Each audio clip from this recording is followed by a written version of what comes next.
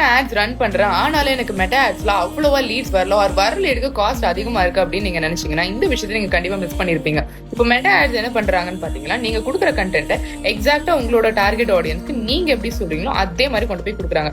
ஆனா அப்படி கொடுக்கும்போது பாக்குறவங்க பீப்புள் தான் இல்லையா, சோ அவங்களுக்கு உங்க ப்ராடக்ட்ஸ் மேல ஒரு இன்ட்ரெஸ்ட் எப்படி வரும் அப்படின்னா நீங்க கிரியேட் பண்ற ஆட்ஸ்ல.